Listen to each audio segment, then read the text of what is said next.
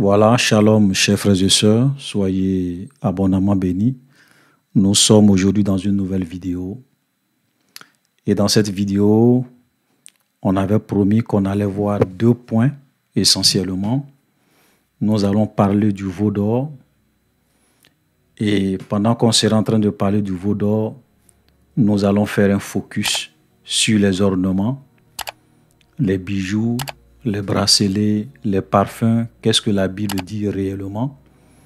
Et puis le deuxième point qu'on avait voulu aborder, c'était vraiment l'histoire de Balaam et parler un peu de la doctrine de Balaam. Mais c'est pas sûr qu'on puisse vraiment développer tous ces sujets-là dans cette vidéo. Donc dans la vidéo d'aujourd'hui, nous allons commencer avec le veau d'or et on va mettre l'accent, on va essayer d'approfondir un peu l'étude sur les ornements, les bracelets, les bagues, les bijoux, les parfums, donc tout ce que vous pouvez imaginer comme ornement. Qu'est-ce que la Bible dit exactement à ce sujet? Parce que beaucoup de nos sœurs se posent vraiment des questions à ce sujet au vu de tout ce que nous entendons aujourd'hui sur les réseaux sociaux. Il ne se passe pas une semaine ou bien même un mois ou bien même une année sans que des gens viennent faire des vidéos où ils ont des révélations, où ils disent qu'ils ont des visions, où ils disent que le Saint-Esprit leur a parlé, l'Esprit de Dieu est venu les prendre, ils ont visité l'enfer, ils ont visité le paradis, et ils ont vu des gens qui étaient à l'enfer parce que sur la terre, ils utilisaient les ornements. Ils portaient des bagues de mariage. Il y a d'autres qui sont à l'enfer simplement parce qu'ils utilisaient des parfums quand ils étaient sur la terre. Il y a des gens qui sont à l'enfer parce qu'ils portaient des pantalons. Il y a des gens qui sont à l'enfer. Voilà, donc on entend plein de choses. Et c'est normal que nos sœurs puissent se poser la question, est-ce que c'est vraiment des choses qui peuvent les conduire un jour à l'enfer? Donc aujourd'hui, nous allons rentrer un peu dans les profondeurs des Écritures. La parole de Dieu va nous éclairer là-dessus. Donc je vous prie de m'écouter attentivement, de prendre vos Bibles, voilà, de prendre note, et tous les passages que nous allons parcourir qui abordent ce sujet, nous allons les expliquer et chacun pourra se faire une opinion claire sur cette question. Vous savez, nous vivons des temps très très dangereux et des temps très très sombres. Jésus a dit quelque chose de très important concernant les temps de la fin, que beaucoup de chrétiens souvent ne font pas attention. Dans Matthieu 24, lorsque Jésus parlait des signes de son retour et de la fin du monde, il a dit que les temps allaient arriver où les gens vont avoir des visions spirituelles, des expériences spirituelles. Il y a d'autres qui vont venir même dire que non, Jésus est dans ma chambre, Jésus m'est apparu dans ma chambre, Jésus est dans le désert. Et le Seigneur dit, ne croyez pas en ces choses, parce qu'il se lèvera plusieurs faux prophètes et plusieurs faux Christ. Donc c'est une manière de nous dire qu'à la fin des temps, il y aura une multiplication des fausses visions et des fausses révélations pour séduire et pour asservir le maximum de personnes. Et ce sont les temps dans lesquels nous sommes. C'est pour cela que depuis ces 15 dernières années, ces 10 dernières années, vous voyez que de plus en plus de personnes viennent sur les réseaux sociaux pour dire Jésus est venu dans ma chambre, je suis allé au paradis, je suis allé à l'enfer, voilà, j'ai eu telle expérience, voilà telle nouvelle révélation que l'Esprit de Dieu m'a donnée. Vous pensez que ça vient d'où? Jésus a déjà parlé de toutes ces choses dans sa parole. Et la Bible même nous dit que le diable aussi se déguise en ange de lumière. Donc si Satan se déguise en ange de lumière, tu vas penser que c'est Jésus qui t'apparaît. Tu vas penser que c'est c'est un ange réel de Dieu qui t'est apparu. Puisque la plupart de ces femmes, quand vous écoutez leurs témoignages, elles n'éprouvent pas les esprits. Dès qu'elles ont une lumière, elles ont une vision, ils pensent que ça vient de Dieu. Et comme ils ne connaissent pas les Écritures, même quand les démons leur disent des choses, ou bien quand ils font des expériences surnaturelles qui contredisent même la parole de Dieu, ils acceptent. Vous savez, Satan, c'est un grand stratège.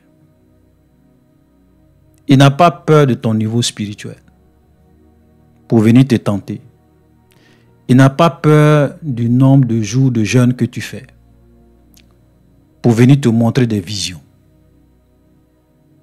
Et l'exemple le plus simple que nous pouvons prendre, c'est l'exemple de notre Seigneur Jésus. La Bible dit que Jésus a jeûné pendant 40 jours. Satan n'a pas eu peur de ces 40 jours de jeûne. Il est venu le tenter dans le désert. Et la Bible dit que quand le diable va venir, il va montrer à Jésus en un seul instant tous les royaumes du monde et leur gloire. Et il va dire à Jésus, si tu te prosternes devant moi, si tu m'adores, je te donnerai toutes ces choses car elle m'a été donnée. Maintenant, je vous pose une question. Comment le diable a pu réussir à montrer à Jésus tous les royaumes du monde et leur gloire en un seul instant? Parce qu'il n'a pas pris Jésus physiquement pour aller lui montrer tel royaume, pour dire voilà la gloire de tel royaume, ensuite voilà tel autre royaume, voici la gloire de ce royaume. Non. C'est dans une vision. Après 40 jours de jeûne, le diable vient réellement montrer une vision à Jésus où il lui présente tous les royaumes du monde de leur gloire. Wow! Oh boy! Oh boy! Oh boy! Vous comprenez? Donc Satan n'a pas peur. Vous savez, comme je l'ai dit dans une vidéo, j'ai dit que le diable, il a deux visages. Il peut venir comme le dragon, ou bien le faux lion rugissant, avec la violence, avec les attaques spirituelles pour te faire du mal. Oui, ça c'est une facette du diable. Mais souvent, Satan ne peut pas venir détruire un enfant de Dieu sur le plan spirituel. Parce que l'ange de l'Éternel campe autour de ceux qui le craignent. Mais Satan peut venir te dire bonjour dans la paix. Voilà, c'est pas qu'il va venir te menacer, il va venir te détruire, il va venir te faire du mal, non. Il vient te dire bonjour, te saluer. Si le diable vient te saluer, qu'est-ce qu'il a fait de mal? Il ne t'a pas menacé, il ne t'a pas lancé de mauvais sorts, mais il vient te dire bonjour. Il vient te séduire. Et c'est ce qu'il a fait avec Adam dans le jardin d'Éden. Même dans le jardin d'Éden, le diable est rentré là-bas. Ce n'était pas pour les menacer, ce n'était pas pour les attaquer physiquement, ce n'était pas pour les faire du mal, mais pour les séduire. Ça, c'est très important. C'est une vérité que nous, les chrétiens d'aujourd'hui, nous avons besoin de comprendre. Toutes les visions, toutes les révélations ne viennent pas de Dieu. Satan se déguise en ange de lumière.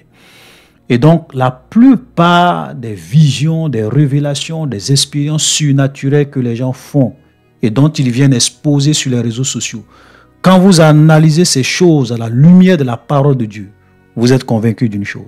Ça ne vient pas de Dieu. C'est le diable. C'est une séduction de Satan. Amen.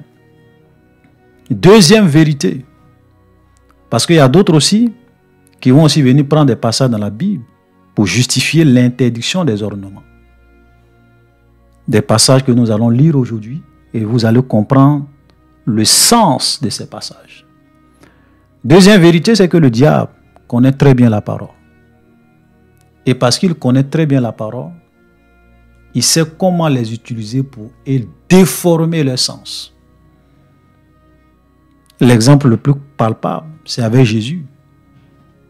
Donc, encore avec Jésus, voilà. Quand le diable est venu tenter Jésus dans le désert, qu'est-ce qu'il lui a dit?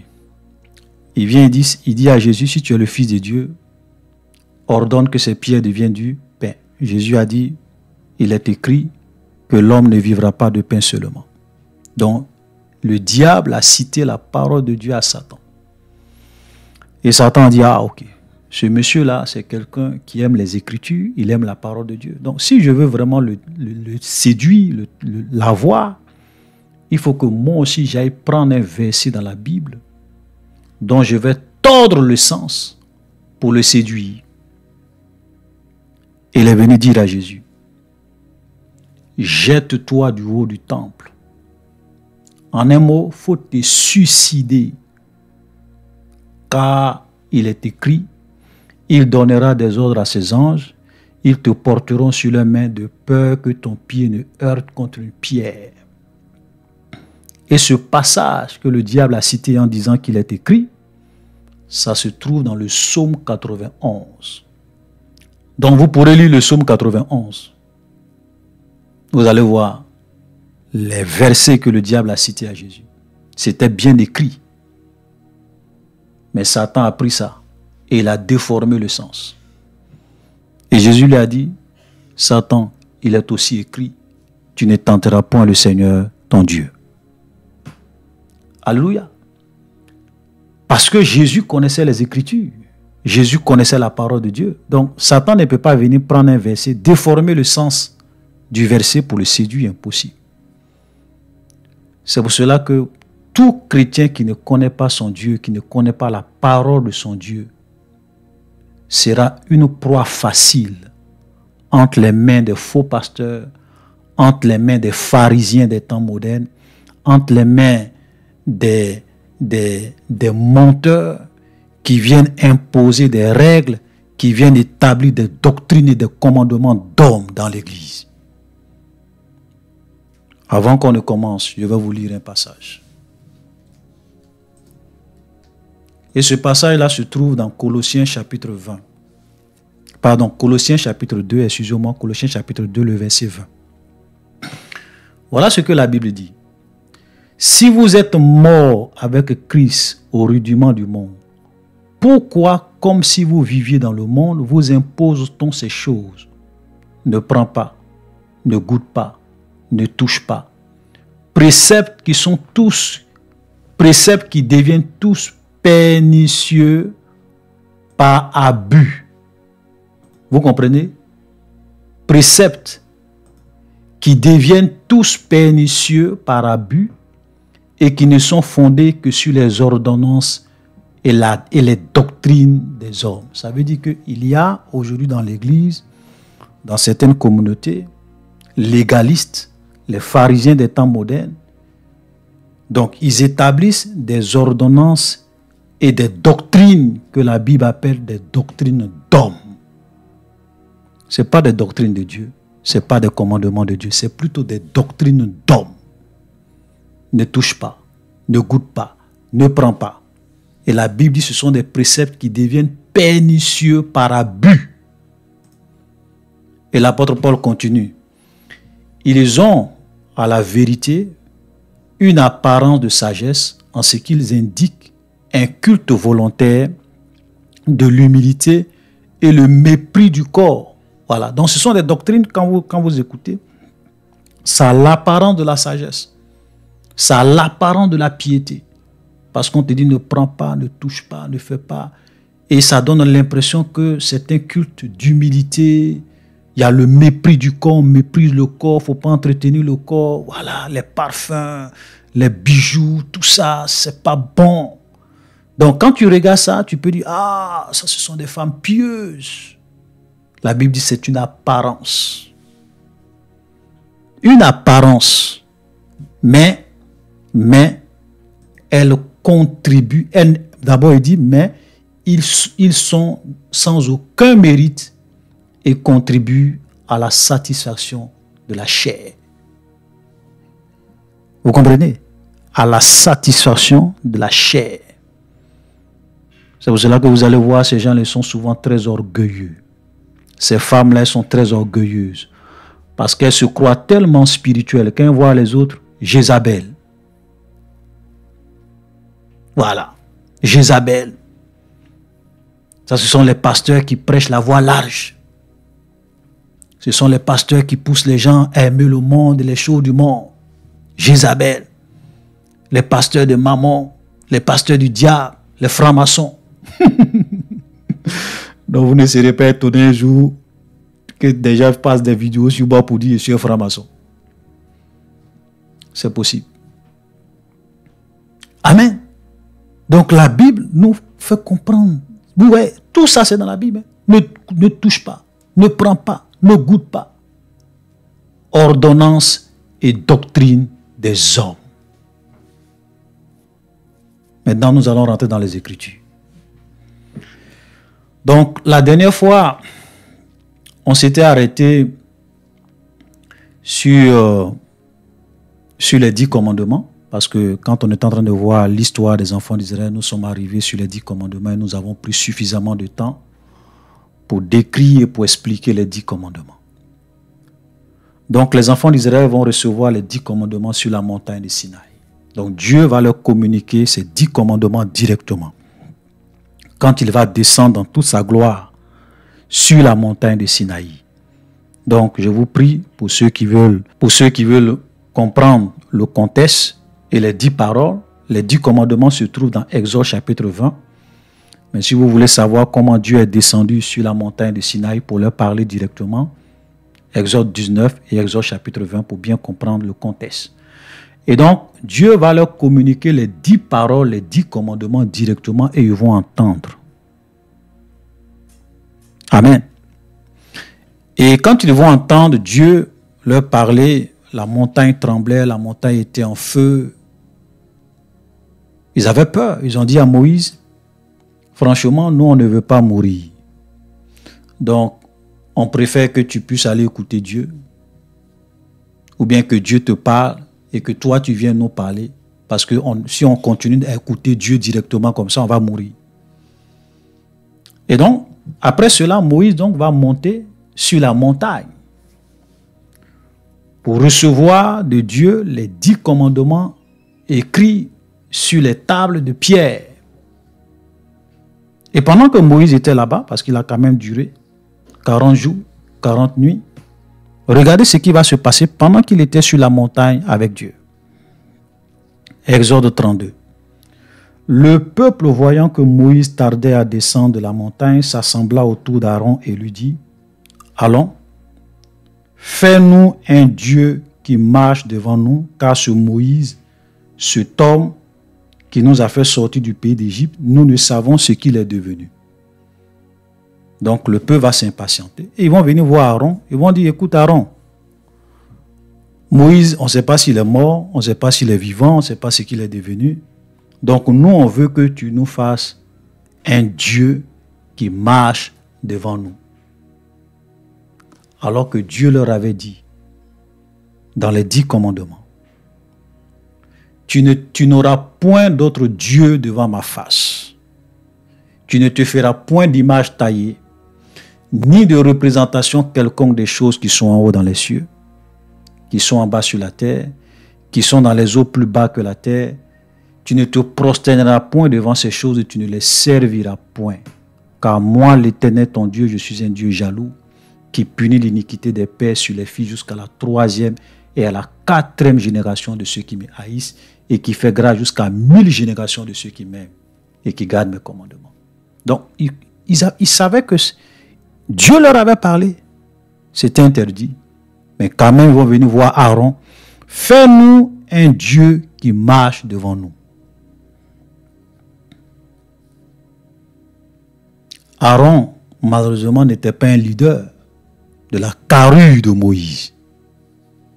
Jamais le peuple ne peut oser venir faire une telle proposition à Moïse. On va parler de tout ça tout à l'heure. Quand tu es un responsable, il faut faire beaucoup attention. Quand on est un leader, quand Dieu nous a établis sur ses troupeaux pour diriger son peuple, on n'obéit pas à la voix des gens. On ne change pas notre message en fonction du peuple. On n'adapte pas nos messages contre la volonté de Dieu pour faire plaisir au peuple. Il y a des églises où les pasteurs veulent tellement garder leurs fidèles, veulent tellement avoir beaucoup d'argent, de dîmes, d'offrandes, qu'ils sont obligés de filtrer leur message. Parce qu'ils veulent plaire, parce qu'ils ne veulent pas que les gens quittent leur église, parce qu'ils ne veulent pas choquer. Et aujourd'hui, nous sommes dans un temps où il y a des messages qui sont très impopulaires. Le message de la croix, le message de la sanctification, le message du péché, le message de l'enfer. Voilà, ce n'est pas populaire. C'est rare que vous allez voir les gens prêcher sur l'enfer aujourd'hui. C'est rare. On ne veut pas effrayer les gens. Il faut les endormir. Tu vas prospérer. Tu vas voyager. Tu auras la gloire. Tu es un champion. Tu es une héroïne. Des choses agréables à l'oreille. C'est ce qu'on prêche aujourd'hui. C'est pour cela que vous avez des chrétiens faiblards. Des chrétiens que le diable arrive à détruire facilement. Des chrétiens que le diable arrive à piéger facilement. Parce que le message de la croix est une offense pour eux. Ils veulent une vie de confort, une vie de plaisir. Beaucoup ne vont pas entrer dans le royaume de Dieu. Ils vont faire naufrage par rapport à la foi. C'est une vérité, frère. C'est pour cela, prenons garde. Faisons beaucoup attention. Craignons Dieu. Et marchons dans la sainteté, dans la pureté. Car les temps sont mauvais. Donc, ils vont venir voir Moïse. Regardez ce que... Pardon, ils vont venir voir Aaron. Regardez ce que Aaron va faire. Verset 2, Aaron leur dit, ôtez les anneaux d'or qui sont aux oreilles de vos femmes, de vos fils et de vos filles et apportez-les-moi. Et tous ôtaient les anneaux d'or qui étaient à leurs oreilles et ils les apportaient à Aaron. Vous comprenez? Donc cela veut dire que au moment où nous arrivons dans le chapitre 32, le peuple avait l'habitude de porter des ornements. Ils avaient l'habitude de porter leurs anneaux. Ils avaient l'habitude de porter leurs bracelets d'or. Ça n'a jamais posé un problème à Dieu. Parce que même quand Dieu est en train de leur communiquer les 10 paroles, et même après cela, et même avant cela, quand vous allez par exemple au chapitre 16, déjà même Dieu commence à établir le principe du sabbat.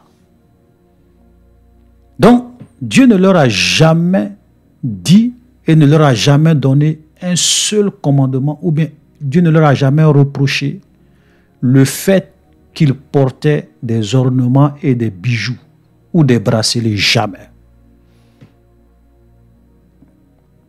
Jamais. Dieu donne les 10 commandements, il ne parle pas de ça. Parce que ce n'était pas un problème pour Dieu.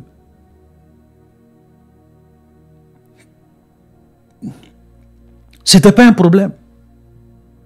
Et même quand vous lisez toute la suite de l'histoire des enfants d'Israël avec Moïse, Dieu a donné 613 lois et ordonnances aux enfants d'Israël. 613. Vous n'allez pas voir un seul commandement, une seule ordonnance dans toute la loi de Moïse où Dieu a dit: vous ne porterez point d'ornement, vos filles et vos fils et vos femmes. Jamais. Il n'y a pas un seul commandement où Dieu a interdit au peuple de porter les ornements. Dans toute la loi. Jamais. Je mets tous les pasteurs, je les mets au défi qu'ils me montrent un seul commandement de Dieu, une seule parole de Dieu, une seule ordonnance de Dieu, où Dieu a dit: vous ne porterez point d'ornement, vous ne porterez point de bijoux, vous ne porterez point d'anneaux. Ça n'existe pas. Je sais qu'il y a des passages qu'ils prennent, on va les expliquer. Amen. Et donc, on arrive ici, on voit que les gens vont prendre leurs anneaux, ils vont prendre leurs ornements, ils vont prendre leurs bijoux, ils vont se dépouiller de leurs bijoux pour fabriquer le veau d'or. Et c'est Aaron va prendre ça pour fabriquer le veau d'or. Et ça posait un problème. Dieu n'a pas aimé ça. Et pendant que Moïse était là-bas, Dieu a dit à Moïse, descends, parce que le peuple s'est corrompu. Et quand Moïse va venir, Moïse va regarder l'état. Vous pourrez lire tout le chapitre 32. Je ne vais pas tout lire. Mais lisez. Aaron a fabriqué le veau d'or. Le peuple a commencé à adorer le veau d'or, à faire des offrandes, bâti des autels. Les gens ont commencé à se divertir, à danser, à adorer le veau d'or. Dieu dit à Moïse, descends. Moïse arrive, il est tellement dépassé qu'il va même briser les tables de la loi dans la colère. Et il y a 3000 personnes qui vont périr ce jour-là à cause de ce péché. Et Dieu va même vouloir les détruire. Et Dieu va vouloir les détruire. Et c'est Moïse qui va intercéder, demander pardon à Dieu. Pour que Dieu leur pardonne ce péché, que Dieu leur fasse grâce. Et regardez ce que Dieu va dire. Dans le chapitre 33, Dieu dit, monte vers ce pays à partir du verset 3. Voilà, vous pourrez lire, comme je l'ai dit, vous pourrez lire le chapitre 32, le chapitre 33, le chapitre 34, le chapitre 35, parce que je n'aurai pas le temps, on ne peut pas tout lire, c'est un peu long. Donc je vais prendre juste des passages pour réellement essayer d'expliquer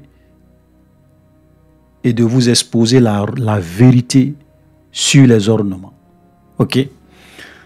Donc Dieu va dire à Moïse, verset 3, monte vers ce pays où coule le lait et le miel. Moi, je ne monterai point au milieu de toi, de peur que je ne te consume en chemin, car tu es un peuple au cou raide. Lorsque le peuple eut entendu ces sinistres paroles, il fut dans la désolation et personne ne mit ses ornements. Donc quand Dieu va leur dire, vous êtes un peuple au cou raide, si je viens au milieu de vous, je vais vous détruire. Je vais envoyer un ange qui va vous conduire. Si moi-même je viens, ce n'est pas bon pour vous. Parce que vous êtes un peuple au cou raide. Et quand le peuple va entendre ça, le peuple va être dans l'affliction. Le peuple va réellement être dans la désolation. Et la Bible dit qu'ils ne vont pas mettre leurs ornements. Pourtant, Dieu ne leur a même pas encore dit de ne pas mettre leurs ornements. Mais pourquoi ils n'ont pas mis leurs ornements? Parce qu'ils ont compris que Dieu était très fâché contre eux. Parce qu'au lieu d'utiliser leurs ornements pour la gloire de Dieu, au lieu de se dépouiller, pour la gloire de Dieu, ou bien même de porter les ornements de façon naturelle, comme ils ont l'habitude de faire, ils ont pris ces ornements pour aller glorifier le diable, entre guillemets. Le diable. Puisque l'idolâtrie, c'est glorifier Satan. Ils vont comprendre ça. Au point même, quand ils ont vu que Dieu même n'était pas content d'eux, par rapport à l'usage qu'ils ont fait de leurs ornements, ils vont refuser de les mettre, de les porter. Et regardez le verset 5. Et l'Éternel dit à Moïse, dis aux enfants d'Israël, vous êtes un peuple au cou raide. Si je montais un seul instant au milieu de vous, je te consumerai. Ôte, écoutez ça, c'est ce passage-là que les gens souvent prennent. Ôte maintenant tes ornements de dessus toi, et je verrai ce que je te ferai. Et les enfants d'Israël se dépouillèrent de leurs ornements en s'éloignant du mont Horeb. Voilà le passage que les gens prennent. Ça, c'est l'un de leurs passages. Maintenant, un verset pris hors de son contexte devient toujours un prétexte. Et je l'ai dit, quand ils sont sortis de l'Égypte, ils ont toujours l'habitude de porter leurs ornements, ils ont toujours l'habitude de porter leurs anneaux, ça n'a jamais posé de problème à Dieu. Pourquoi Dieu va leur dire de se dépouiller de ces ornements? Parce que Dieu n'a pas apprécié du tout le fait qu'ils ont utilisé ces ornements pour fabriquer le veau d'or. Voilà le contexte. Donc Dieu va leur dire, dépouillez-vous. C'est un peu comme un enfant. Je prends cet exemple encore. Tu payes une calculatrice, tu donnes à ton fils. Et tu dis à ton fils, cette calculatrice, c'est pour que tu puisses les utiliser lorsque les calculatrices sont autorisées au cours d'un devoir. Si ce n'est pas autorisé, tu ne l'utilises pas. Et un jour, en tant que parent, on t'appelle, parce que ton enfant a toujours l'habitude d'aller faire des devoirs où les calculatrices sont autorisées, donc tu n'as jamais eu de problème avec sa calculatrice. Le fait qu'il utilise sa calculatrice. Maintenant, un jour, on t'appelle et on te dit, ton fils a été surpris en train de tricher, en train d'utiliser sa calculatrice au cours d'un devoir, alors que les calculatrices n'étaient pas autorisées. Et toi, le père, quand tu arrives, tu es tellement fâché, tu arraches la calculatrice à ton enfant. Tu lui dis, donne-moi cette calculatrice. Donne-moi, et tu lui arraches. Mais est-ce que cela veut dire, parce que tu as arraché la calculatrice de la main de ton enfant, tu es en train de lui dire qu'il ne va plus jamais utiliser les calculatrices? Même lorsque les calculatrices sont autorisées, non. Tu vas lui donner désormais, à chaque fois qu'il aura un devoir où les calculatrices sont autorisées. C'est la même chose qui se passe ici. Les enfants d'Israël ont toujours eu l'habitude de porter leurs ornements. Dieu, ça n'a jamais posé un problème à Dieu. Quand ils utilisent ces ornements pour faire le veau d'or, Dieu leur dit, ok, dépouillez-vous de vos ornements. Comme c'est ce que vous voulez utiliser ces ornements-là pour ça, dépouillez-vous. Et ils vont se dépouiller. Et je vais vous dire quelque chose. Même quand ils se sont dépouillés de ces ornements, ils ne les ont pas jetés. Ils n'ont pas dit, non, c'est démoniaque, c'est satanique, c'est diabolique, donc on va prendre, on va le brûler, on va s'en séparer, on ne va plus jamais utiliser. Non, jamais. Et la preuve, regardez le chapitre 35. Le chapitre 35, le verset 4, Moïse appela toute l'assemblée des enfants d'Israël et dit, voici ce que l'Éternel a ordonné. Prenez ce qui vous appartient, une offrande pour l'Éternel. Tout homme dont le cœur est bien disposé apportera en offrande à l'Éternel de l'or, de l'argent et de l'airain. Donc là, Dieu maintenant va leur dire qu'ils apportent une offrande. Et cette offrande, c'était maintenant pour la construction du tabernacle, de la tente d'assignation. Et regardez ce qu'ils vont faire. Le verset 22. Les hommes vinrent aussi bien que les femmes, tous ceux dont le cœur était bien disposé, apportaient des boucles, des anneaux, des bagues, des bracelets, toutes sortes d'objets d'or. Chacun présenta l'offrande d'or qu'il avait consacrée à l'Éternel. Vous comprenez ça? Et ça, c'est après que Dieu leur a dit, dépouillez-vous. Mais ils ont gardé ces anneaux, ces bagues, tous ces avec eux. Ils ne les ont jamais jetés parce qu'ils ont compris que Dieu était fâché pour l'utilisation qu'ils ont fait de leurs anneaux. Et maintenant, quand Dieu va leur dire, venez faire une offrande pour ma gloire, ils vont apporter ces anneaux. Et la Bible te donne la liste des boucles, des anneaux, des bagues, des bracelets. Je vous pose une question. Est-ce que vous pensez un seul instant que Dieu peut accepter quelque chose de démoniaque, quelque chose de satanique, quelque chose dont l'utilisation peut t'envoyer à l'enfer? Dieu peut l'accepter comme une offrande pour la construction du tabernacle, pour le consacrer. Dieu peut accepter ça? Jamais. Dieu est trop saint. Dieu est trop saint. Il n'acceptera jamais quelque chose d'impur, quelque chose de souillé, quelque chose de satanique, quelque chose de diabolique comme offrande. Jamais. Deutéronome 23, le verset 28 nous dit quoi? Tu n'apporteras point dans la maison de l'Éternel le salaire d'une prostituée, ni le prix d'un chien pour l'accomplissement d'un vœu quelconque, car l'un et l'autre sont en abomination à l'Éternel ton Dieu. Vous imaginez ça? Dieu dit, tu ne dois même pas... Regardez, hein, Deutéronome 23, le verset 18 dit que tu ne dois même pas apporter dans la maison de l'Éternel le salaire d'une prostituée. C'est-à-dire que le prix, l'argent de ta prostitution ou le fruit de ta prostitution, tu ne peux jamais apporter ça à l'Éternel. C'est une abomination. Même si c'est pour accomplir un vœu, même si c'est pour faire une offrande pour Dieu, parce que c'est le fruit de ta prostitution. Si tu apportes ça dans la maison de Dieu, c'est une abomination. Dieu ne va jamais accepter quelque chose d'abominable, quelque chose de souillé. Vous imaginez la sainteté. Frère, Dieu est infiniment saint. Il ne peut jamais accepter quelque chose d'impur.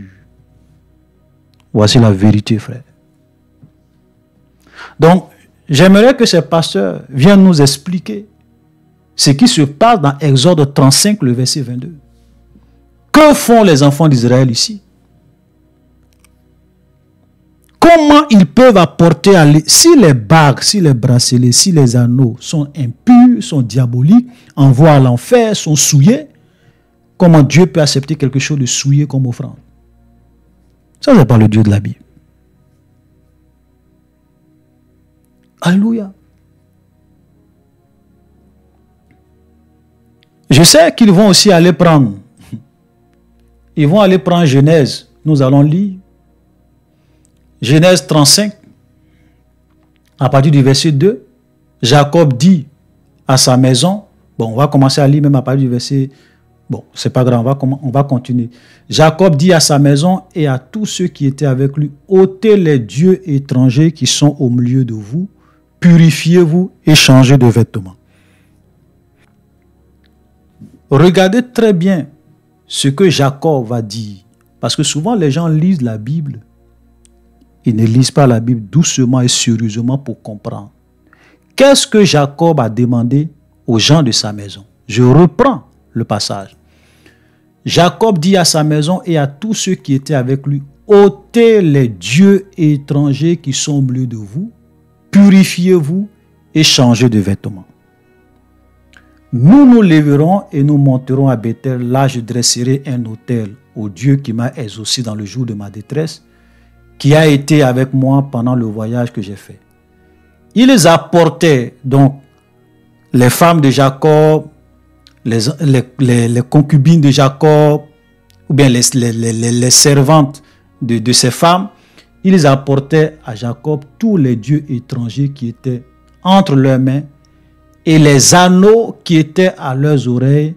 Jacob les enfuit dans le Térébim qui est près de Sichem. Voilà un texte qu'ils viennent prendre. Mais regardez très bien. Jacob va leur dire, ôtez les dieux étrangers. Et qu'est-ce qu'ils font? Ils vont effectivement envoyer les dieux étrangers, mais en même temps, ils vont envoyer les anneaux qui étaient à leurs oreilles. Pourquoi? Parce que ces anneaux étaient liés à ces divinités. Ce n'étaient pas des anneaux ordinaires. Parce que Jacob ne leur a pas dit d'enlever leurs anneaux. Il leur a dit ôtez les dieux étrangers. Mais quand ils envoient leurs dieux, ils envoient en même temps tous ces anneaux, tout ce qui est en rapport avec ces faux dieux, avec ces dieux étrangers. Et vous-même, vous vous rappelez très bien de cette histoire. La femme de Rachel, qui avait même volé le dieu de son père, l'idole de son père, et elle avait caché. Vous comprenez? Donc, parce que c'était des gens, leur père était un idolâtre, ils adoraient des faux dieux, certainement que les anneaux qu'ils avaient aux oreilles étaient dédiés à ces divinités. Vous avez des bagues occultes, vous avez souvent des boucles d'oreilles avec des magnétisés, ou bien même des boucles d'oreilles avec des signes sataniques dédiés à des divinités, donc elles apportent.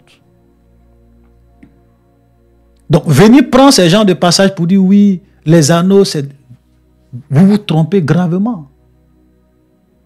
Regardez même le cas de Rebecca. Regardez Rebecca. On va lire. Aujourd'hui, là, on va lire la parole de Dieu. Genèse 24. Ça, c'est Rebecca. Hein. Écoutez très bien. Genèse 24. Rebecca avait un frère nommé Laban. Laban courut dehors vers l'homme près de la source. Il avait vu, donc le frère de Rebecca, il avait vu l'anneau et les bracelets aux mains de sa sœur. Et il avait entendu les paroles de Rebecca, sa sœur. Donc ça veut dire quoi? Son frère sort, il voit que Rebecca portait des bracelets et portait des anneaux. Mais qui avait mis ces anneaux et ces bracelets là aux mains de Rebecca? Regardez le verset 22. C'est le serviteur que Abraham avait envoyé pour chercher une femme pour son fils Isaac. C'est lui, quand il va détecter que Rebecca est la femme que Dieu a choisie pour Isaac, qu'est-ce qu'il va faire? Quand les chameaux eurent fini de boire, l'homme prit un anneau d'or du poids d'un demi-cycle, deux bracelets du poids de 10 cycles d'or. Et c'est lui qui va mettre l'anneau et ces 2 bracelets sur les mains de Rebecca. Il va faire porter ça à Rebecca. Et quand Laban a vu ça, il a su que, il y a quelque chose qui est en train de se passer. Quelqu'un est venu pour marier, ou bien quelqu'un veut marier sa soeur. Donc même Rebecca portait des bracelets. Elle n'a jamais dit c'est diabolique, c'est satanique. Jamais. Vous êtes plus spirituel que Rebecca. Vous êtes plus spirituel que Rebecca. Ça dit que même vous-même, vous êtes plus spirituel que Job. Parce que regardez ce que la Bible nous dit dans le livre de Job. Job 34. Et ça, c'est l'histoire de Job après qu'il a été éprouvé. Job 42, excusez-moi, Job 42, verset 11. Les frères, les sœurs et les anciens amis de Job vinrent tous le visiter. Ils mangeaient avec lui dans sa maison. Ils le plaignirent et le consolaient de tous les malheurs que l'Éternel avait fait venir sur lui. Et chacun lui donna un késita et un anneau d'or. Chacun va donner à Job un anneau d'or. L'anneau d'or, c'était pourquoi? C'était pour décorer la maison de Job. Même si c'était pour décorer la maison de Job. Mais comment Job peut prendre quelque chose de diabolique pour mettre ça chez lui? C'était pour que Job portait ses anneaux. Il portait ses anneaux. Sinon, il allait prendre ça pour faire quoi? Si tout à l'heure, des amis viennent te donner des bijoux, des bagues, des anneaux, et que tu acceptes, c'est pour faire quoi? C'est pour les porter. Vous voyez?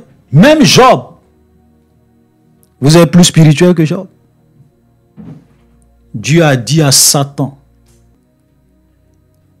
as-tu vu mon serviteur Job? Il n'y a pas quelqu'un qui est comme lui sur la terre. Au temps de Job, il n'y a pas quelqu'un qui craignait Dieu comme Job. Ce Job-là, il portait des anneaux. Et ce n'est pas n'importe quel anneau, des anneaux d'or. Alléluia. Il y a des gens même qui vont venir vous dire, non, parfum.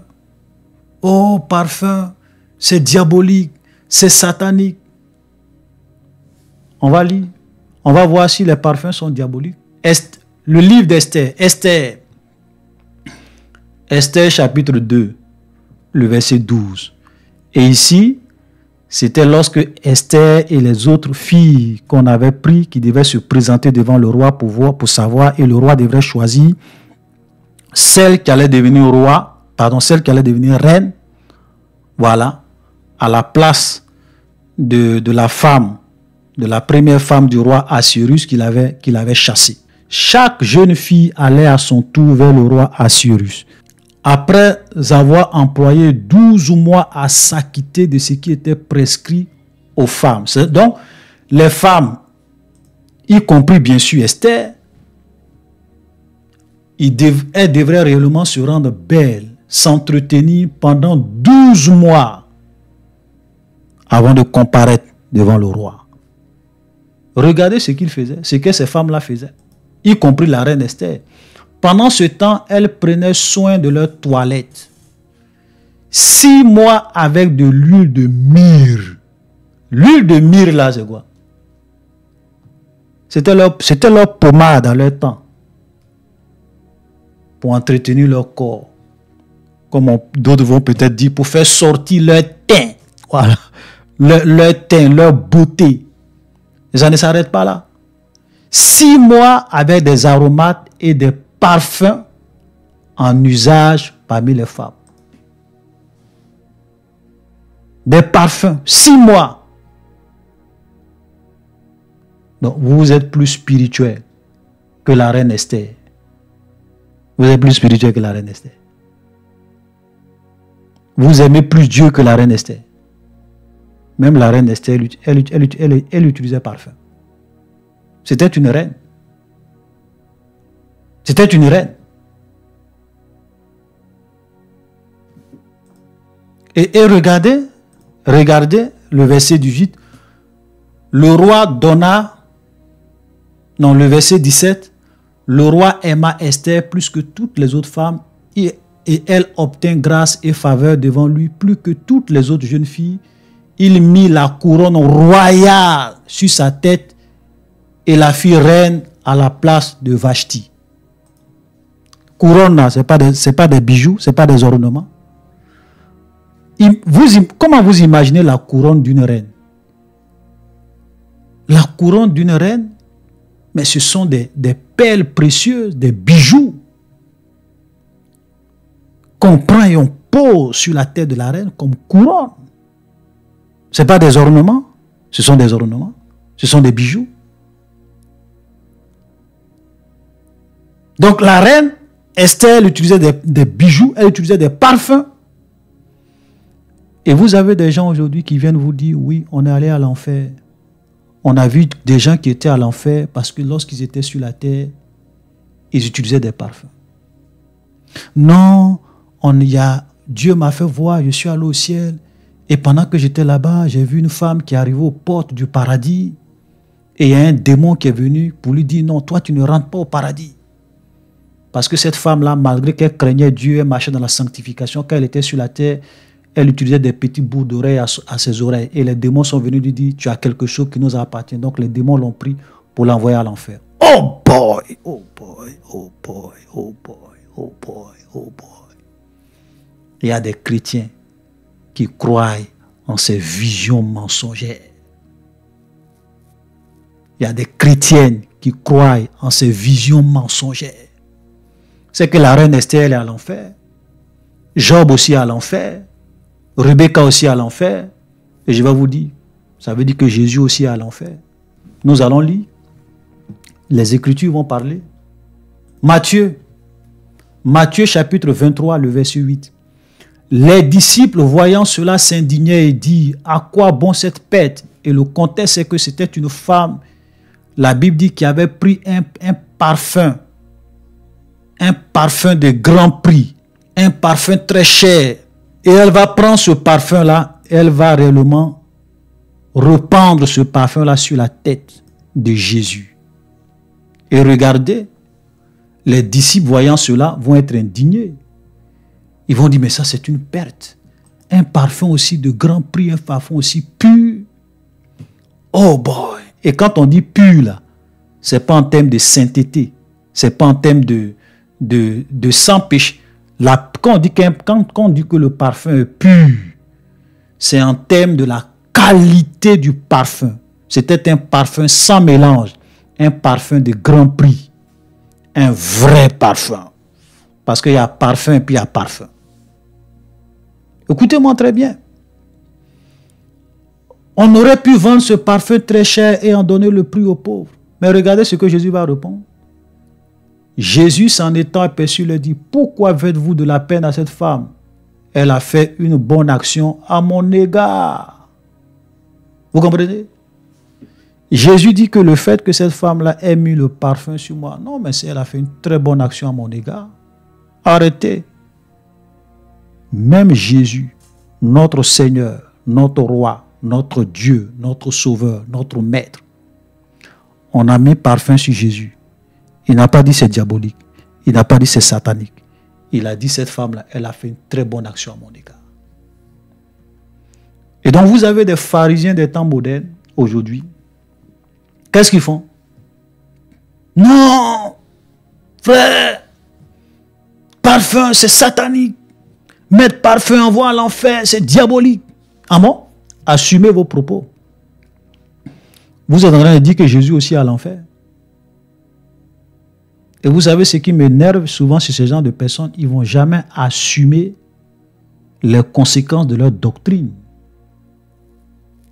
Ils ne vont jamais reconnaître que Jésus a utilisé des parfums, donc ça veut dire que Jésus aussi est à l'enfer. Ils ne vont jamais accepter ça. Ils ne peuvent même pas s'amuser à dire ça. Ils vont trouver des contorsions. Non, le parfum que Jésus a utilisé, c'était pour ça.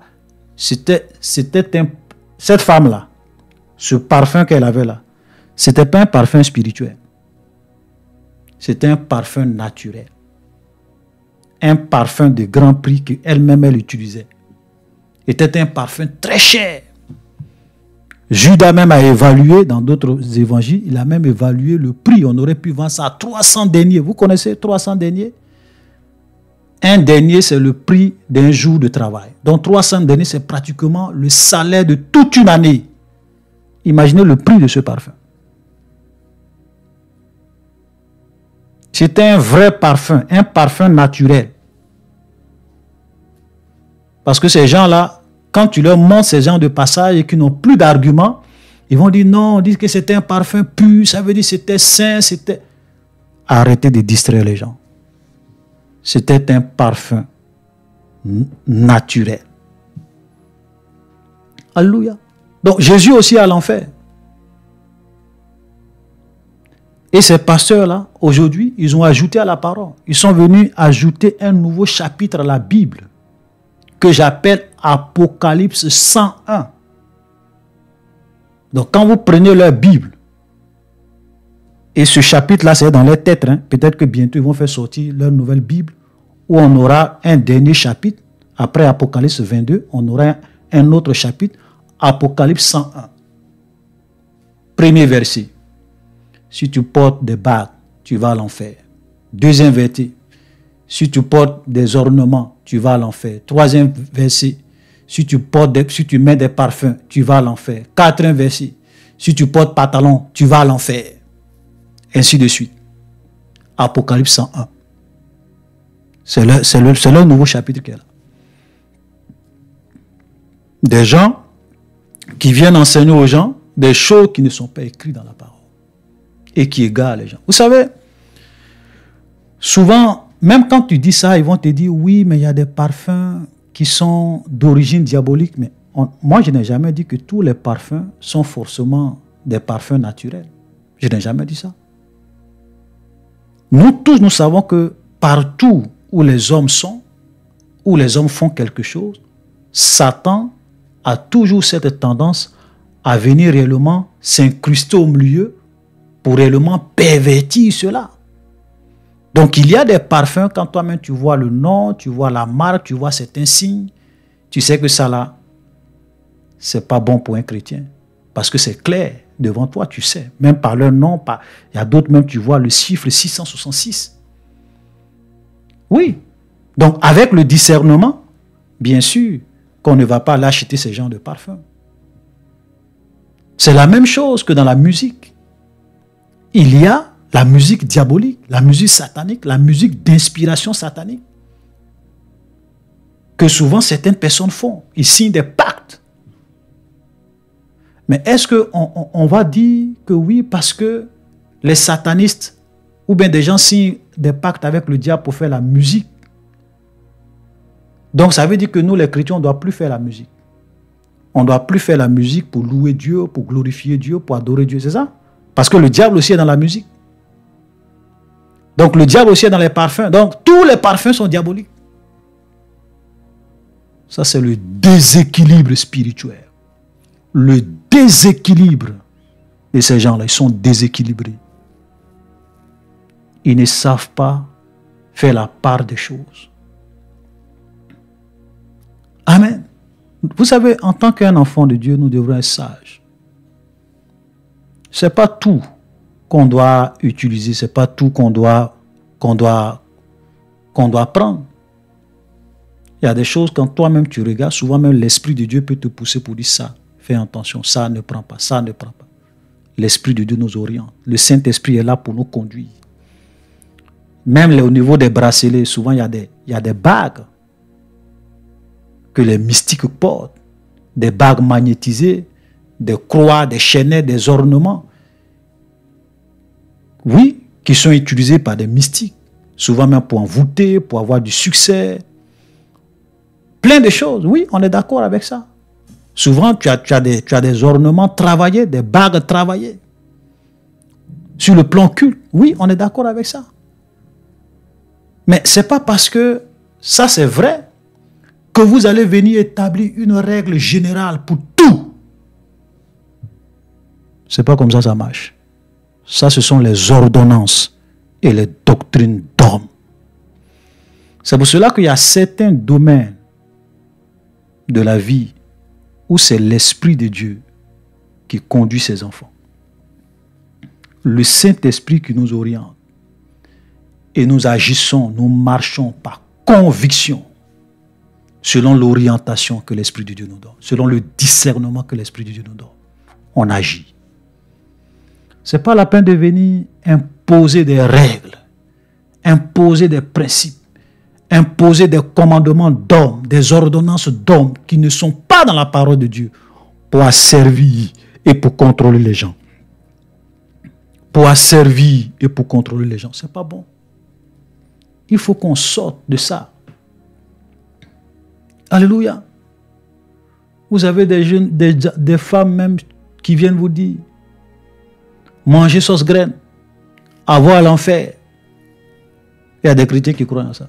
Non, il y a un ange qui m'a montré une révélation. Le Saint-Esprit m'a montré une révélation. Manger sauce graine, ça met des taches sur ta robe, ça t'envoie à l'enfer. Oh boy. Manger sauce graine, une soupe, ça t'envoie à l'enfer. Non, le Saint-Esprit m'a dit que magie, c'est démoniaque, c'est satanique. Le Saint-Esprit m'a dit le sel, oui, le sel qu'on utilise là. Vraiment faites attention au sel. Les pagnes africains, oui, avec tel motif, c'est satanique. Nos mamans ne doivent plus porter, c'est diabolique. Et il y a des gens qui croient en ce genre de vision, en ce genre d'expérience surnaturelle. Aujourd'hui, quand on dit aux chrétiens, oui, le Seigneur est venu, il m'a pris, j'ai été ravi en esprit, je suis allé au ciel, je suis allé à l'enfer, oui, dans ma chambre, Dieu est venu dans une lumière, il m'a parlé. Les gens tremblent, oh, Dieu a parlé, oui, le pagne africain, c'est diabolique. La plaisanterie des doctrines d'hommes, ça ne vient pas de Dieu. Voilà. Et j'ai remarqué une chose. C'est toujours les Africains.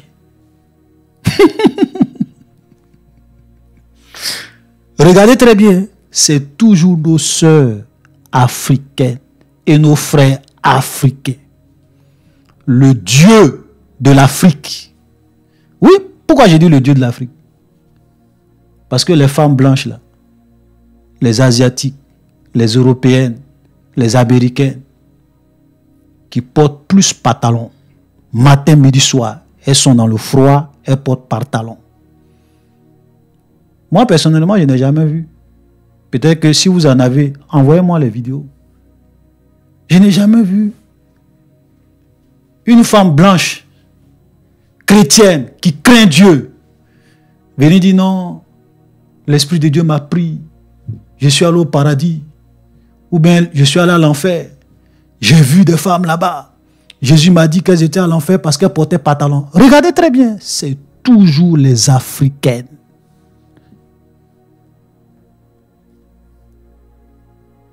Ça déjà, ça prouve que ce sont des visions mensongères.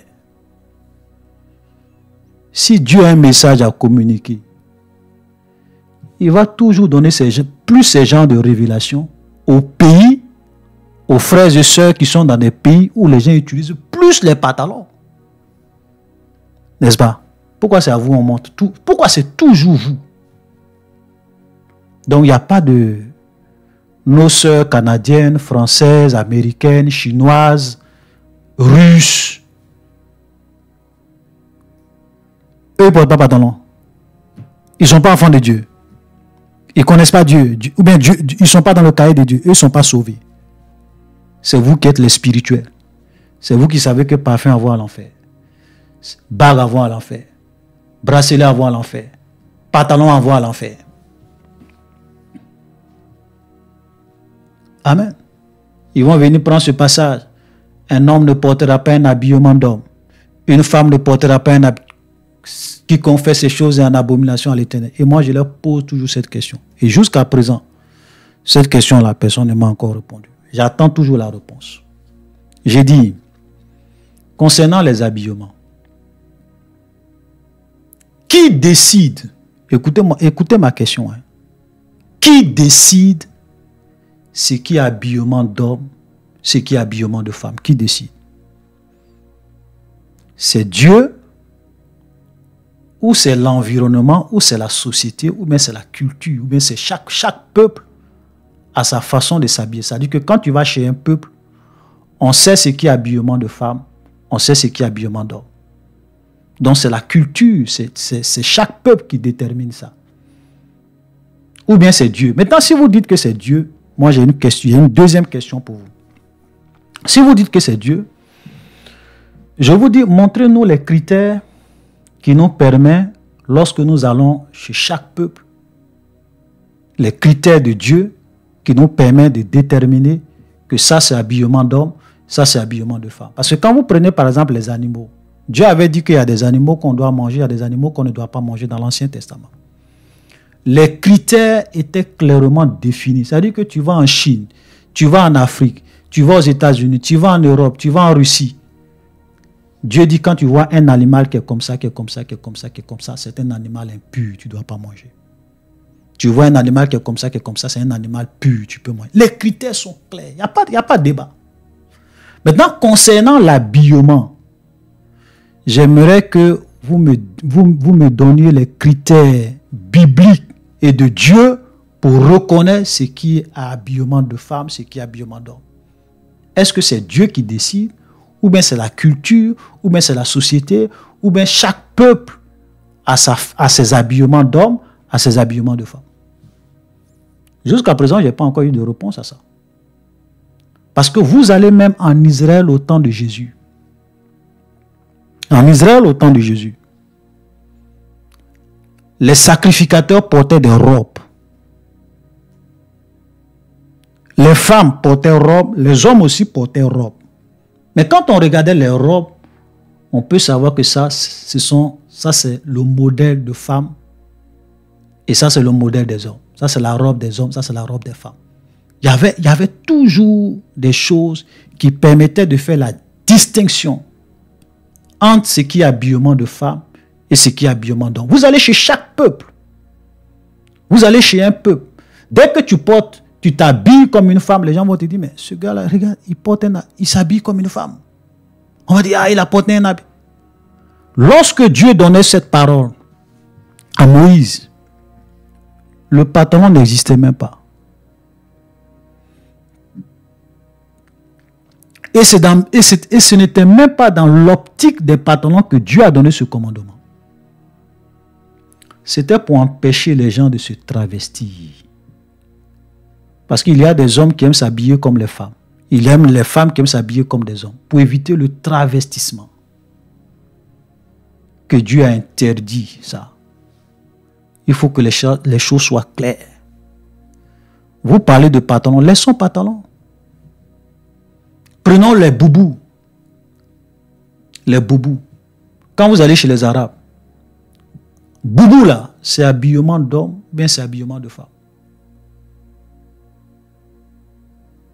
Mais pourtant, quand on va chez les Arabes, femme porte boubou, homme aussi porte boubou, mais quand tu regardes, tu sais que ça, c'est boubou d'homme, ça c'est boubou de femme. Amen. Je ne vais pas trop m'attarder sur ça. Voilà. Vous savez, c'est pour cela que nous devrons faire beaucoup attention. pour ne pas interpréter la parole de Dieu avec fantaisie. Tu peux être une femme, tu peux aller prier Dieu. Et Dieu peut te dire, toi, vu ta forme, vu ta corpulence, pantalon ne porte pas. Parce que ce n'est pas décent. Parce que le principe que la parole de Dieu nous donne, lorsque nous lisons Timothée, 1 Timothée chapitre 2, le verset 9. Je veux aussi que les femmes vêtues d'une manière décente, avec pudeur et modestie. Donc ici, on parle de quoi? De la pudeur. On parle de la modestie. On parle de la décence. Ça veut dire que quand tu es une femme chrétienne, tu n'as pas le droit de t'habiller comme les gens du monde. Tu dois t'habiller comme une femme qui craint Dieu. Il doit avoir de la pudeur, il doit avoir de la décence. Donc si tu penses que, si toi-même tu vois qu'en portant pantalon, tu pousses les gens à te convoiter, arrête. L'Esprit de Dieu même peut te convaincre de dire, toi ne porte pas de pantalon. Ne porte pas tel genre d'habit. Ne porte pas tel genre d'habit. Parce que ce n'est pas décent. Parce qu'avec toi, il n'y a pas de pudeur. Voilà le principe avec Dieu. Alléluia. Et même ils vont prendre cette partie. Je continue. Que les femmes aussi, que je veux aussi que les femmes vêtues d'une manière digne, avec pudeur et modestie, ne se parent ni de tresses, ni d'or, ni de perles, ni d'habits somptueux. Donc ils vont dire que ici, là, Paul est en train de dire que les femmes ne doivent pas se tresser. Les femmes ne doivent pas porter des ornements. Les femmes ne doivent pas porter d'habits somptueux. En bon? Vous savez ce que l'apôtre Paul est en train de dire ici là. Pierre aussi le reprend. Quand vous lisez 1 Pierre chapitre 3, le verset 3, il dit « Ayez non cette parure extérieure ». Ça c'est 1 Pierre chapitre 3, verset 3. C'est la même chose. Hein, parce que l'esprit est un. L'esprit est un. Et c'est le Saint-Esprit qui inspire sa parole. « Ayez non cette parure extérieure qui consiste dans les cheveux tressés, les ornements d'or ou les habits qu'on revêt, mais la parure intérieure est cachée dans le cœur, la pureté incorruptible d'un esprit doux et paisible qui est d'un grand prix devant Dieu. Ainsi se paraient autrefois les saintes femmes qui espéraient en Dieu soumises à leur mari. Maintenant, si vous dites que cela veut dire qu'une femme, on reprend un Pierre, supposons que vous dites que l'apôtre Pierre a dit, sous l'inspiration de l'Esprit de Dieu, ayez non cette parure extérieure qui consiste dans les cheveux tressés. Donc ça veut dire que la femme ne doit pas du tout se tresser. Les tresses c'est interdit. Les ornements d'or, donc la femme ne doit pas porter des ornements. Ou les habits qu'on revêt. Donc vous allez dire quoi? Les femmes aussi ne doivent pas porter d'habits. On est d'accord? Interprétons. Comme vous voulez faire une interprétation littérale, soyez consistant, soyez logique, soyez franc. Parce que si tu dis que les tresses, une femme ne doit pas se tresser, les cheveux tressés, ok. Les ornements d'or, pas d'ornements, ou les habits qu'on revêt, donc les femmes aussi ne doivent pas porter d'habits. Donc toutes ces femmes-là doivent aussi marcher nues, elles doivent aller marcher nues, elles doivent aller à l'école nues, elles doivent aller au travail nu. Comment on peut interpréter la parole de Dieu comme ça? Même quand l'apôtre Paul parle, il dit parer. Parer. Allez-y prendre la définition du verbe parer. Le verbe parer a la notion de l'exagération. Se pomponner. Donc quand on se pare, il n'y a plus cette notion de pudeur, de modestie, on exagère. On est dans la volupté. Et Dieu dit non. Une femme chrétienne ne doit pas réellement exagérer. Ne doit pas se tresser comme des païennes, comme des prostituées. Ne doit pas avoir l'extérieur comme des gens qui ne craignent pas Dieu. Ok, donc elle ne doit pas se parer de toutes ces choses. Des habits somptueux. Mais parce que même quand on parle d'habits somptueux, vous voyez très bien qu'ici, il y a la notion de volupté. d'exagération. Et on voit un peu ça dans le monde, comment les gens s'habillent pour paraître, pour séduire, pour tromper, ok, pour attirer les hommes. Cette fille-là, quand elle s'habille, elle veut que dès qu'elle sort, que tous les jeunes de son quartier puissent l'admirer, la draguer, être attirés par ses formes, par ses rondeurs. Il n'y a pas de pudeur. Et ça, c'est la convoitise. Et Dieu n'aime pas ça. Voilà l'esprit de ce verset. Voilà le sens. C'est pour cela qu'on te dit, elles doivent aussi, au contraire, elles doivent au contraire avoir l'intérieur. Mais la parure, vous voyez, on parle de parure extérieure, on parle de parure intérieure, mais la parure intérieure est cachée dans le cœur, la pureté. La pureté incorruptible d'un esprit doux et paisible qui est d'un grand prix devant Dieu. Cette parure intérieure-là. Voilà. On n'a pas dit c'est le fait de te dépouiller extérieurement, voilà, te rendre vilaine, et comme on appelle, mépriser ton corps. C'est ça qui est d'un grand prix devant Dieu. Non. On dit c'est la parure intérieure qui est d'un grand prix devant Dieu. Et une femme qui a l'intérieur pur, qui craint Dieu, cela se reflète aussi sur l'extérieur. Jésus a dit, vous nettoyez le dehors de la coupe, mais l'intérieur est rempli de rapines. Ok, il dit, nettoyez l'intérieur et le dehors sera pur. Voilà. Vous comprenez? Parce que quelqu'un qui craint Dieu, qui a les parures intérieures, cela se reflète sur son extérieur, sur son habillement, sur sa façon d'être, parce qu'elle va toujours s'habiller avec pudeur et modestie. Alléluia. Donc, chers frères et sœurs, sortons dans ces problèmes. Regardez même, je vais vous lire encore un autre verset, Ézéchiel. Ézéchiel chapitre 16. Et dans ce passage-là, Dieu est en train de parler d'Israël, de son peuple, sous la forme d'une épouse. Mais regardez les éléments de langage que Dieu utilise. C'est très fort. Ézéchiel 16, verset 11. Je te parai d'ornements. Je mis des bracelets à tes mains, un collier à ton cou. Je mis un anneau à ton nez, des pendants à tes oreilles, une couronne magnifique sur ta tête. Ainsi tu fus paré d'or et d'argent, tu fus vêtu de fin lin, de soie et de toffe brodée. La fleur de farine, le miel et l'huile fut ta nourriture. Tu étais d'une beauté accomplie, digne de la royauté. Ici, ce n'est pas quelque chose qui est sur le plan physique. On est d'accord? Ici, c'est une image que Dieu prend sur le plan spirituel.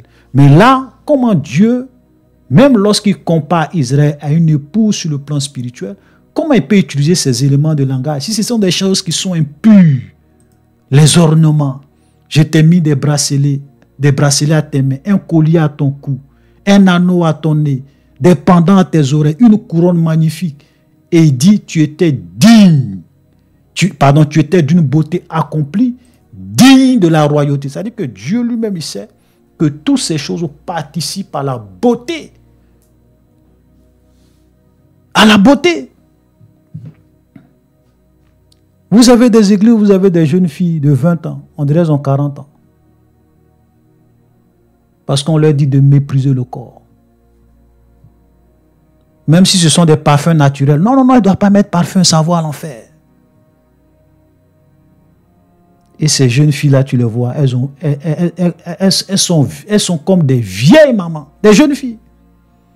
À cause des ordonnances et des doctrines d'hommes. Faites attention. Regardez ce verset. Peut-être qu'on va lire ce dernier verset et on va s'arrêter là. 1 Corinthiens chapitre 7, le verset 34. Ainsi, celui qui est marié s'inquiète des choses du monde, des moyens de plaire à sa femme. Il y a de même une différence entre la femme et la vieille. Celle qui n'est pas mariée s'inquiète des choses du Seigneur, afin d'être saint de corps et d'esprit. Regardez, celle qui est mariée s'inquiète des choses du monde, des moyens de plaire à son mari. Venez nous expliquer ces versets. Ça veut dire qu'une femme qui est mariée, elle a le droit de s'entretenir, de chercher à plaire à son mari, de se faire belle. Un homme aussi qui est marié a le droit aussi de chercher à plaire à sa femme. La Bible est très équilibrée, frère. Quand tu connais la parole de Dieu, on ne peut pas te distraire avec des visions mensongères. Ici, on n'est pas en train de dire aux gens d'être dans l'exagération, de se comporter comme des païennes avec des faux cils, des faux ongles, voilà, tous ces trucs bizarres. Ce n'est pas de ça qu'on parle. Parce que la femme chrétienne, elle a sa façon de se comporter, sa façon d'être, de s'habiller, voilà, qui plaire au Seigneur. Je n'ai pas dit, ici, je ne suis pas en train d'encourager les gens à s'habiller ou bien à se parer comme les femmes du monde. Ce n'est pas de ça que je parle. Mais en toute chose, nous avons besoin d'être équilibrés. Savoir faire la part des choses. Alléluia. Voilà. Maintenant, si tu es une femme, même si tout ce que je viens de dire là, tu as des doutes, je vais te donner un conseil. Si tu as des doutes, tu peux ne pas être d'accord avec moi. Si tu as des doutes, fléchis les genoux. Seigneur, vraiment, cette histoire-là, moi, je ne comprends rien. Il y a d'autres qui disent qu'on peut mettre les ornements. D'autres disent qu'on ne peut pas mettre. D'autres disent qu'on peut mettre. Seigneur, moi, je veux faire ta volonté. Montre-moi la vérité. Et le Dieu qui t'aime, qui a donné sa vie pour toi, il ne va pas te laisser mourir dans l'ignorance pour que tu ailles à l'enfer. Si tu es sincère, que tu lui demandes cela de tout ton cœur pour qu'il te claire, pour que toi tu puisses réellement lui plaire, Dieu va te parler. Ne te laisse pas influencer par les doctrines des hommes, par les ordonnances des hommes. Alléluia. Donc, chers frères et sœurs, j'ai beaucoup parlé. Voilà, nous allons nous arrêter là et nous allons continuer avec la vidéo prochaine. Shalom.